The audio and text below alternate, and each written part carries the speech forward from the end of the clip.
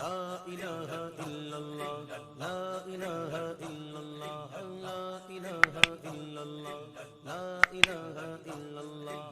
اللہ الرحمن الرحیم۔ محترم ناظرین، بہت سارے لوگ بیماریوں کو لے کر پریشان رہتے ہیں۔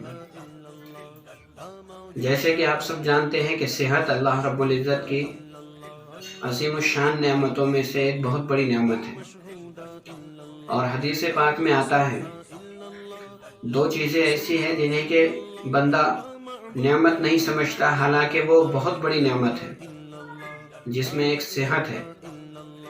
صحت کا اندازہ اس وقت ہمیں ہوتا ہے جب کہ ہم بیمار ہو جاتے ہیں یا کوئی بیماری آ کر ہمیں گھیر لیتی ہے، اور پھر ہزارہ تدبیریں کرنے کے باوجود، ہزارہ علاجات کرنے کے باوجود کوئی صحت یا شفا یابی نہیں مل پاتی ہے، یا کوئی خاص دوائی کام نہیں کر پاتی ہے۔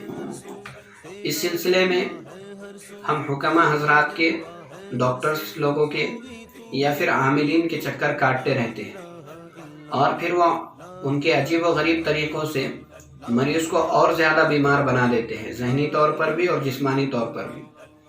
اس لیے جب ہمیں کوئی بیماری آ گھیرے، یا ہم کسی بیماری میں یا کسی بھی جسمانی مرض میں مبتلا ہو جائیں، تو سنت یہ ہے کہ دوا کرے اور اس کے ساتھ ساتھ دعا بھی کرے۔ اور حدیث پاک میں آیا ہے کہ صدقے سے اپنے بیماروں کا علاج کیا جائے، تو صدقہ خیرات کا اہتمام کریں۔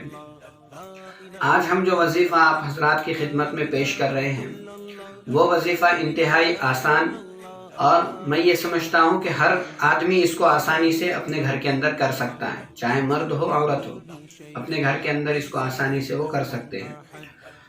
وظائف سے فائدہ ہونے کے لیے صرف ایک شرط ہے، اور وہ شرط یہ ہے کہ آپ کو یقین کامل ہو کہ اللہ رب العزت کی ذات ان وظیفوں کے بدولت ہمیں شفا یابی یا ہمارا جو مقصد ہے اس میں کامیابی نصیب کریں گے۔ ہم کو یہ یقین کامل ہو، 100% یقین ہو۔ جیسے ڈاکٹرز کی دوائیوں پر ہمیں یقین ہوتا، اسی طرح سے وظائف پر اللہ رب العزت کا کلام ہے، اس کو پڑھنے کے بعد ظاہر ہے کہ اس سے شفا یابی ہونے والی ہے، اس لیے ہمیں یقین کامل ہو۔ آج جو وظیفہ ہم آپ حضرات کی خدمت میں بتلانے جا رہے ہیں، جیسے ہم ہر بار کہتے ہیں، تو آج بھی ہم اسی کو دہراتے ہوئے یہ کہیں گے کہ جو بیمار ہے سب سے پہلے وہ پاکی کا اہتمام رکھے۔ ناپاکی سے بہت ساری بیماریاں، بہت ساری نحوستیں، بہت ساری جو ہے تو ہمارے اندر اثرات ہم کو گھیر لیتے ہیں، تو ہم پاکی کا اہتمام رکھیں۔ دوسرا، ہمیشہ باوضو رہے، جتنا ہو سکے حتی الامکان کوشش کرے کہ 24 گھنٹے ہمارا وضو کے ساتھ ہو، ورنہ جتنی ہم کو اللہ نے توفیق دیا، سہولت دیا، اتنا تو ہم وضو کا اہتمام رکھیں۔ تیسرا، نمازوں کی پابندی کریں۔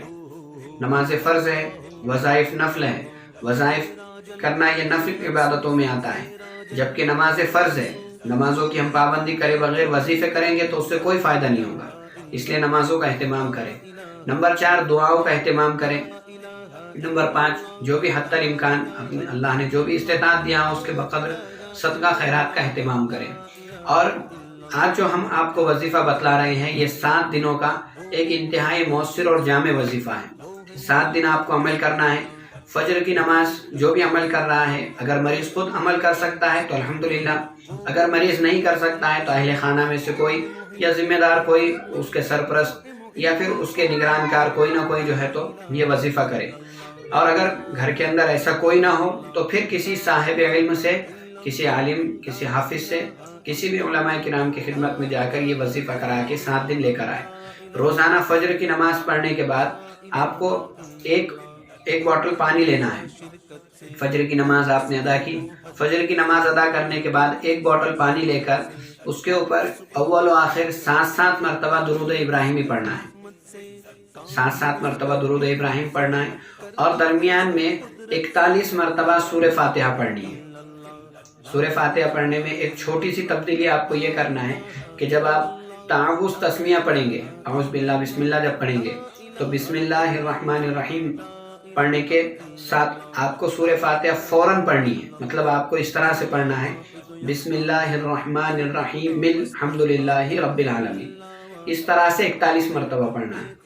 بسم اللہ الرحمن الرحیم الحمدللہ رب العالمین، اس طرح سے 41 دفعہ پڑھ کر وہ پانی پر دم کرے اور وہ دم کیا ہوا پانی پورا دن مریض کو پلائے۔ وہ کھانے کے بعد عام طور پر جب بھی پانی پی رہے ہیں دواؤں کے ذریعے سے یا جیسے بھی وہ پانی کا استعمال کر رہے ہیں تو وہ اسی پانی کو وہ پلاتے رہے، روزانہ کا روزانہ پانی پلاتے رہے، 7 دن تک یہ عمل کرے۔ انشاءاللہ العزیز 7 دن کے عمل کی برکت سے اللہ تعالیٰ مکمل طور پہ صحت بھی نصیب فرمائیں گے اور شفائے کاملہ نصیب ہوں گی۔ اپنے مخصوص دعاؤں میں ہمیں بھی یاد رکھیں۔ اللہ تعالیٰ سے دعا ہے کہ اللہ تعالیٰ مجھے آپ کو تمام بیماروں کو ہر طرح کی بیماریوں سے محفوظ بھی فرمائے اور تمام طرح کے مشکلات سے دور فرمائے۔ وآخر دعوانا